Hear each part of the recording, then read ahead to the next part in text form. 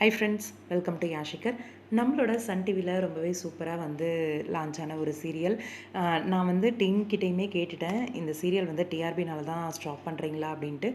TRP reason இல்லை, இது வேறு ஏதோ ரீசன்னால் சீரியல் ஸ்டாப் ஆகுது அப்படின்ற மாதிரி சொல்லியிருந்தாங்க.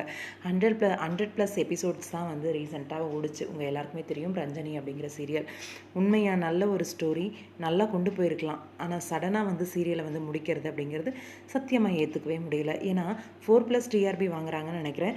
ஆனால் சுத்தமாக டிஆர்பியே வராத சீரியல்ஸ்லாம் இருக்கும்போது எதுக்காக இந்த சீரியலை இப்படி சடனாக எண்ட் பண்ணணும் அப்படின்ற ஒரு கோபம் தான் வருது. உண்மையாக ரொம்ப நல்ல ஒரு சீரியல் சடனாக எண்டிங் அப்படின்ட்டு. நேற்றுக்கு லாஸ்ட் டே ஷூட்டிங் முடிஞ்சிருக்கு. ஷூட்டிங் லொக்கேஷனில் லாஸ்ட் டே ஷூட்டை முடிச்சுட்டு எல்லாருமே பிக்ஸ் எல்லாம் எடுத்து அவங்களோட இன்ஸ்டாகிராம் பேஜில் ஷேர் பண்ணிகிட்டு இருக்காங்க.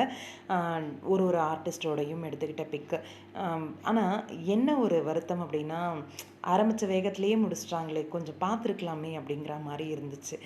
இன்னொன்று, ஷமந்தா கிரண் ரீசெண்டாக ஷூட்டிங் லொக்கேஷனில் எல்லாருக்கும் இளநீர் பாயசம் எடுத்துகிட்டு போய் கொடுத்து இந்த லாஸ்ட் டே ஷூட் அப்போ நல்லா ஒரு என்ஜாய் பண்ணிட்டு வந்திருக்காங்க போல இருக்கு எல்லாரும்.